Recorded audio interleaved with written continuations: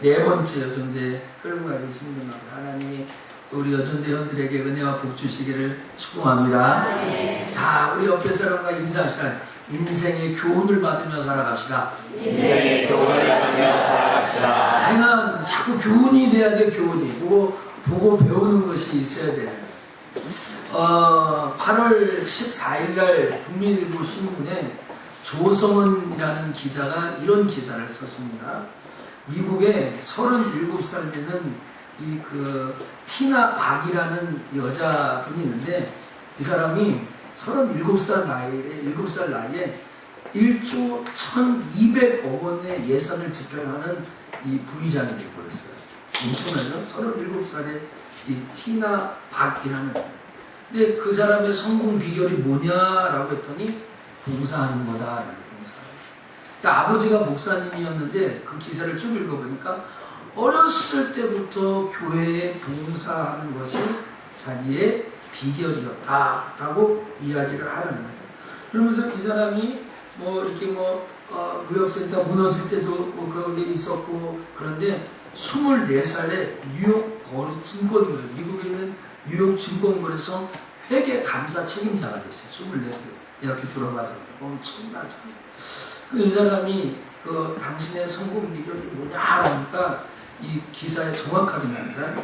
하나님 앞에서 어렸을 때서부터 했던 봉사, 교회 안에서 했던 봉사, 이런 것들이 아주 자에게 성공 비결이었다.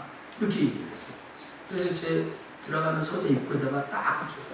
오늘 이제 저녁 예배까지 나오신 분은 교회에서 이런저런 봉사한 분들 아니겠습니까? 여러분 어렸을 때부터 봉사하고 지금 봉사한 거 하나님 앞에 버릴 것이 하나도 없다는 이 교훈을 이 티나 박이 우리에게 주는 거예요. 야, 오늘 또 교회에서 피곤하게 지냈네. 이런 사람이 아무 가치가 없고요. 오늘 하나님 앞에 봉사하고 충성한 사람에게 정말 이런 은혜가 있는 거예요. 그래서 이 사람이 우리나라에 6월 달에 이제 임기를 마치고 와가지고 뭘 시작하냐면, 미국에서 착한 댓글 달기, 인터넷에 부정적인 댓글 달지 말고 착한 댓글 달기를 하면서 건전한 인터넷 문화를 위해서 한국에서 시작된 운동을 가지고 이제 미국과 이렇게 조율을 하려고 합니다. 그래서 단순히 좋은 댓글을 다는 차원을 넘어서 학생들이 좋은 말 하는 습관을 들이는 것이 자기의 포부다. 이렇게 얘기합니다. 한번 쫓아합시다. 좋은 말 합시다. 좋은 말 합시다. 우리 옆에서는 좋은 말 합시다. 시작. 좋은 말 합시다. 이 사람을 보니까 결혼을 했는지 안 했는지 모르는데 이런 여자 딱 만나면 좋겠어요. 그쵸? 이 37살밖에 안 된 이 여자가 하나님 앞에 봉사하고 희생하고 교회 앞에 충성하는 것이 자기 성공의 비결이다라는 거예요. 이게 교훈이잖아요. 그래서 오늘 다혜가 제 방에 들어오면서 제가 좀 늦게 나갔더니 거기 써붙인 걸 보고 교회 봉사하는 게 성공의 비결이에요, 목사님. 나한테 이렇게 농담을 또 건네는 거죠. 너 잘 될 거야. 알았지? 너 읽어보라고 붙여놓은 거야. 내 방에 들어오는 사람. 이처럼 하나님 앞에 교훈이 있어요, 교훈. 하나님 앞에 오늘 이 티나 박이 인생에 교회 앞에 봉사하고 어렸을 때부터 하나님 앞에 봉사하면 잘 된다라는 것을 자기의 삶으로 가르쳐준 것처럼, 오늘 전도서 기자인 솔로몬이 우리에게 알려주는 인생의 교훈이 있다는 거예요.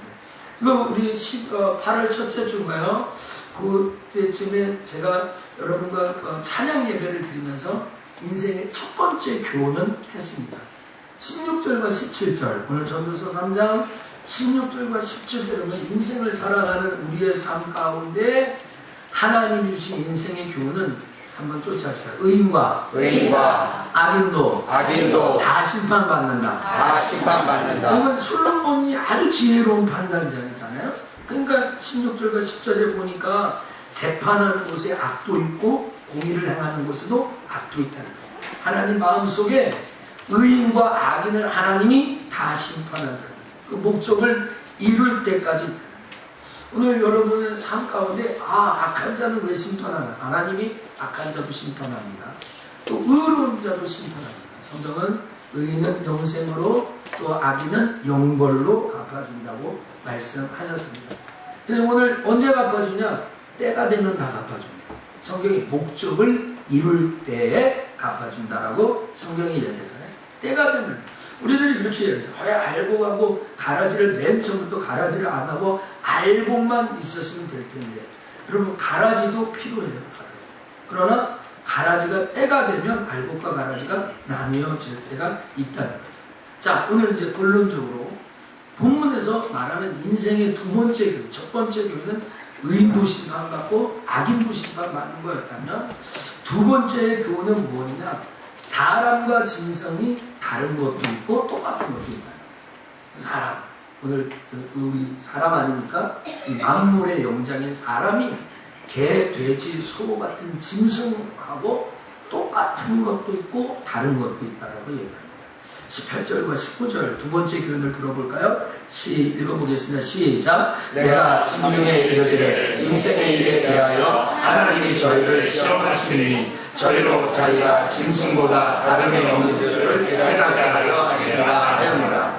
인생에게 임하는 일이 짐승에게로 임하니 이들에게는 임하는 일이 임하니라. 다 무해한 호흡이 있어서 이에 죽음같이 저도 죽으니 사람이 짐승보다 뛰어난 게 없으면 모든 것이 헛되리로다. 먼저 인생과 짐승과 똑같은 거. 오늘 이러죠. 짐승 같은 노예담이에요. 이렇게 얘기하죠. 짐승 같은 사람 이렇게 얘기하죠. 사람이요 짐승과 같은 것이 있어요. 짐승보다 못하다고는 성경이 안 그랬네요. 그렇죠? 짐승과 일반이다. 짐승과 다를 것이 없다. 이렇게 얘기해요. 인생에 우리에게 주는 거거든요. 사람이 짐승보다 다를 것이 없다라고 얘기해요. 여기서 인생에 대하여 하나님이 우리를 시험한다 라고 오늘 얘기하는데 여기에서 이 말은 히브리어로 바라라는 뜻입니다. 이걸 밝게 하다 아니면 깨끗하게 하다라는 뜻입니다. 그러니까 하나님이요 우리 인생들을 시험할 때 사람 같은 사람이냐 짐승 같은 사람이냐라는 것을 보신다라는 거예요. 보신다라는 거예요. 그리고 가끔 우리 주변에 저 사람이 어떻게 저럴 수가 있을까? 사람으로서 어떻게 저런 일을 할 수 있을까? 하는 그런 얘기를 하잖아요. 여러분 짐승과 같은 사람이 우리 주변에 있는 거예요. 오늘 우리가 생각할 때 정말로 하나님을 떠나서 하나님이 우리를 시험할 때 우리가 정말 하나님의 근본 목적이 그들로 하여금 하나님을 떠난 인생이 되면 짐승처럼 사는 사람이 아주 다반사입니다. 하나님을 떠나서 짐승처럼 정말 우리들의 냄새나 개, 돼지처럼 이렇게 하는 건데 우리가 그렇게 멸시하고 천대하는 짐승과 똑같은 사람이 된다는 거죠. 오늘 비천하고 무력한 존재에 지나지 않게 된다는 것을 깨닫게 됩니다. 짐승과 다를 것이 없다라고 얘기합니다. 오늘 본문에서 말하고 있는 것처럼 인생에 종종 우리에게 찾아오는 인생의 시험은 뭐냐면 그 시험을 당하는 자가 의로운 의인의 삶을 살 것인가 악인의 삶을 살 것인가를 결정합니다. 우리 뭐 이런 말이야 유전무죄 무전유죄 그러잖아요. 돈 없는 사람은 다 죄를 짓나요? 그러면 돈 있는 사람은 다 의롭나요? 상황과 환경은 다 똑같이 옵니다. 그러나 그 상황 속에서 짐승처럼 대처하는 사람이 있고 또 어떤 상황과 환경 속에서 그것을 의인처럼 사람처럼 대처하는 사람이 있는 거예요. 어떻게 보면 더 어려운 상황, 더 힘든 상황을 만나도 그것을 너무 쉽게 극복하는 사람이 있고 너무나도 어려운 것도 아니야. 남들이 볼 땐 별거 아니야. 그런데 그것 갖고 사내만에 하며 목숨을 끝내만에 하는 사람이 있습니다.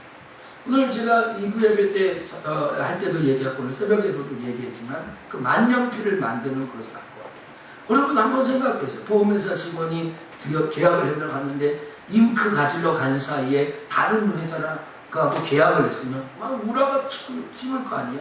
그런데 그걸 보고 잉크가 없이 공급되는 펜을 만들자. 그래서 만년필을 만들어냈잖아요. 모두 다 똑같이 그렇게 하는 건 아니잖아요. 다만 잉크가 없어서 돈도 못 벌고 좌절하고 낙심한 사람도 있습니다. 여러분 일률평균적으로 똑같다고 생각하지 마십시오. 하나님은 어떤 상황 속에서 사람답게 대처하는 사람을 기대하시지, 어떤 상황 속에서 그 환경 때문에 짐승처럼 대처하는 사람을 원하고 있지 않다라는 것입니다. 오늘 여러분, 하나님의 섭리하심을 거부하고 불의를 행하는 자는 짐승과 다름없는 결과가 기다린다고 이야기합니다. 19절을 보십시오. 19절에 인생에게 임하는 일이 짐승에게도 임한다. 이 둘에게 임하는 일이 일반이다. 다 동일한 호흡이 있다 하고 이야기합니다. 오늘 인생과 짐승과 공통적으로 오는 것이 무엇입니까? 죽음이라는 거예요. 그걸 배워야 되는 거예요. 나도 죽지만 짐승도 죽는다. 나도 죽지만 동물도 다 죽는다는 것을 오늘 이 솔로몬 기자가 우리에게 이야기해 줍니다. 죽음으로 인한 육신이 있었는데, 육은 흙으로 만들어서 흙으로 돌아간다고 했죠. 그래서 다 썩어버리는 겁니다. 여러분, 인간적으로 육신의 것을 너무 좋아할 필요 없죠. 동물도 육신의 것들이 만들어서 그냥 다 썩어져 없어지는 거예요. 그러니까 사람이 육신적으로 짐승보다 우월할 것도 없고요, 부족할 것도 없고 자랑할 것도 없습니다. 짐승이 때가 되면 죽는 것처럼 사람도 죽게 되는 거예요. 이것은 하나님의 생명의 법칙이다라는 것입니다. 여러분, 짐승과 다를 바 없이 우리가 저항할 수도 없고 연약한 피조물이 있다는 거예요. 100세, 200세 돼도 죽지 않을 거라고 믿는 사람은 그 이만희처럼 미치는 사람이에요. 82세가 되는데 죽은 다음에 자기가 어떻게 될까 구판을 벌려고 하는 이런 사람이 영생한다고, 영생불상한다고, 영생하고 죽지 않는다라고 사기극을 벌이면서 희대 사기를 치고 있는 것이죠.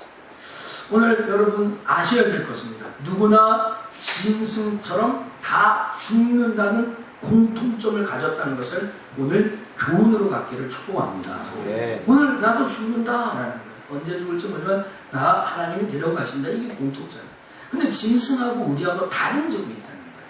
그것은 20절과 21절에 나와요. 읽어볼까? 20절 다극으로 시작. 다극으로 말미암아 다극으로 돌아가나니 다 한 곳으로 가느니와 인생의 혼은 위로 올라가고 짐승의 혼은 아래 곧 땅으로 내려가는 줄을 누가 알랴. 자, 다극으로 돌아간다. 다극으로 간다. 그런데 사람의 혼은 위로 올라가고 짐승의 혼은 아래로 간다.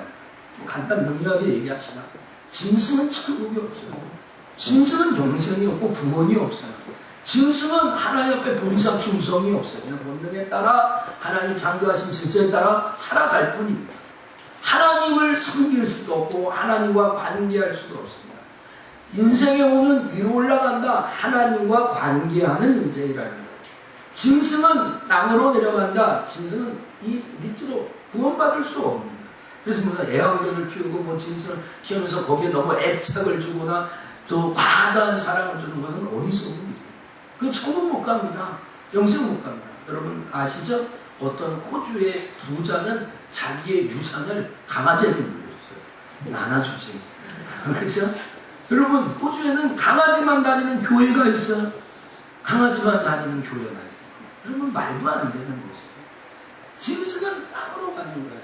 사람만 하나님과 관계할 수 있다라는 것을 오늘 우리에게 알려줍니다. 이게 틀린 거예요. 오늘 이게 틀립니다. 사람과 짐승의 본질적인 차이점은 사람이 짐승과 다를 바 없고 무지하고 연약한 존재이지만 사람만 하나님을 관계합니다. 하나님을 섬길 수 있다라는 거예요. 인간도 짐승도 동일하고 죽을 수밖에 없지만 유한한 존재라는 건 다 똑같지만 사람은 하나님과 관계하는 인생을 합니다. 그리고 오늘 이 말을 바꿔 얘기하면 이 땅에서 하나님과 관계하지 않는 사람, 하나님의 사람을 부를 때 잘 보세요. 사람은 하나님과 관계 맺으려고 만들었는데 이 땅에 살면서 하나님과 관계하지 않는 사람은 짐승과 같은 인생을 산다라는 그런, 이 땅에서 하나님을 생각하고 하나님과 호흡하고 하나님과 관계하시며 살지 않는 인생은 이 세상에 살고 있지만 짐승과 같은 인생을 살아간다는 것이 오늘 전도서의 전도입니다. 전도를 그렇게 하는 거예요. 오늘 여러분 정말 이 뒤에 대비되는 사건을 통해서 절대자이신 하나님께서 우리를 심판하실 것을 기억하고 하나님 앞에 순종하는 삶을 살 것을 다시 한번 깨우치고, 사람은 누구 관계해야 된다고요? 하나님 관계해야 돼요. 오늘 하나님과 관계할 수 있는 그의 생기를 부어 생명된지라고 창세기 2장 7절에 그러잖아요. 오늘 그 코에 불어 생기를 부어 생명됐어요.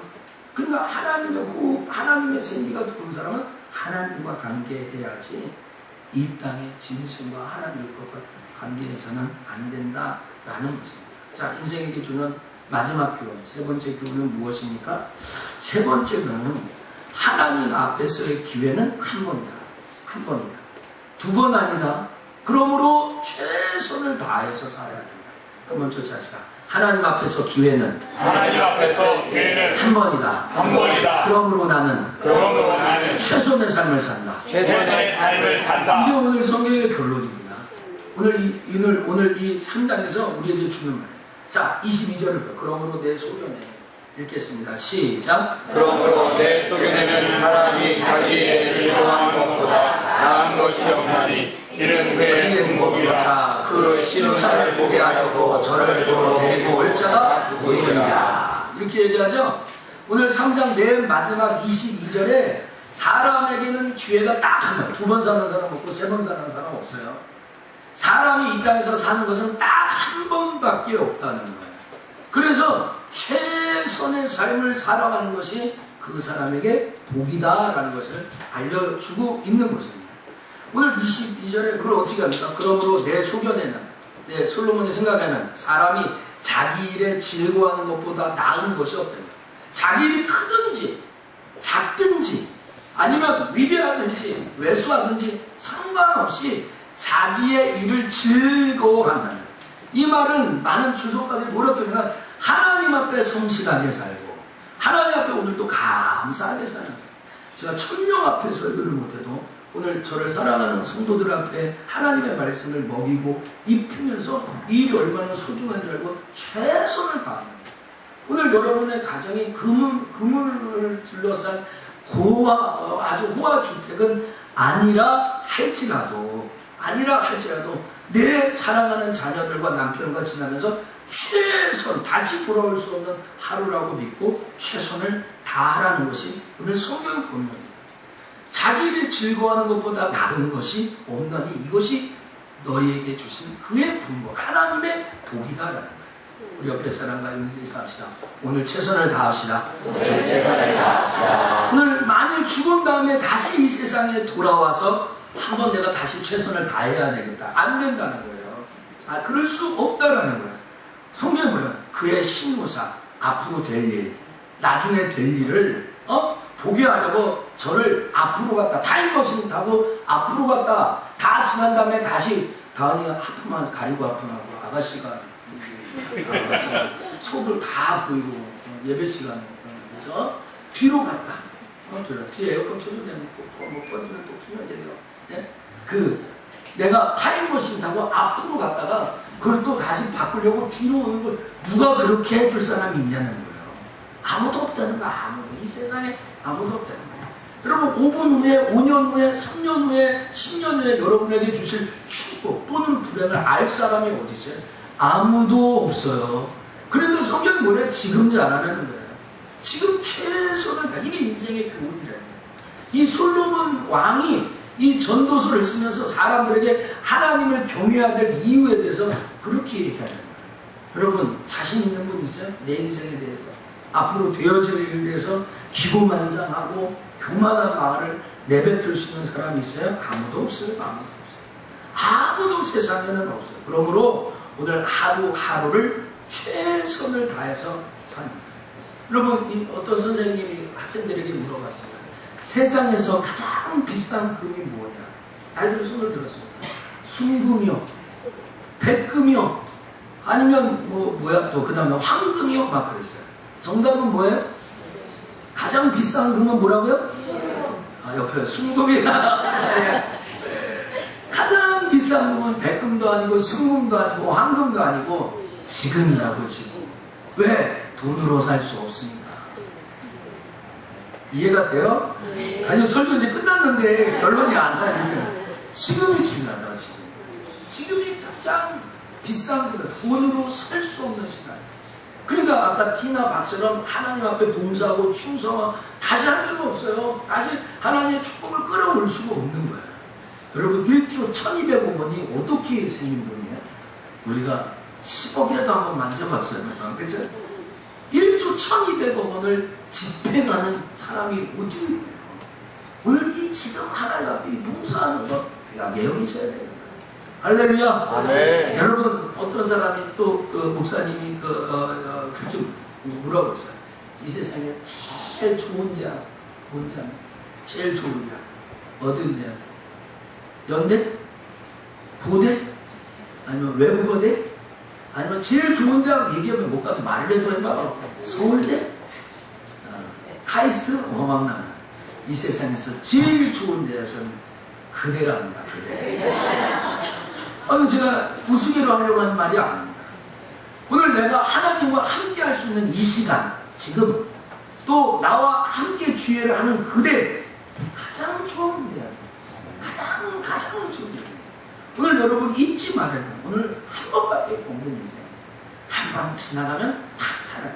오늘 여러분의 모든 에너지를 다해서 하나님을 섬기는데 전심전력하기를 주의 이름으로 축복합니다. 네. 사랑하는 숙주는 성도 여러분, 이제 말씀을 맺히겠습니다. 인생에 주는 세 가지 교훈에 대해서 했습니다. 그런데요, 3장의 시작이 어떻게 합니까? 천하의 범사가 기한이 있고 그 목적을 이룰 때가 있다고 하면서 14가지를 합니다. 날 때가 있고 죽을 때가 있고 심을 때가 있고 거둘 때가 있고 죽을 때가 있고 치료시킬 때가 있고 할 때가 있고 헐 때가 있고 세울 때가 있고 울 때가 있고 웃을 때가 있고 이 14가지 뭐 돌을 던져버리고 돌을 거둘 때가 있고 안을 때가 있고 안을 일을 멀리 할 때가 있고 찾을 때가 있고 이럴 때가 있고 이렇게 막 14가지 합치면 28가지를 얘기합니다.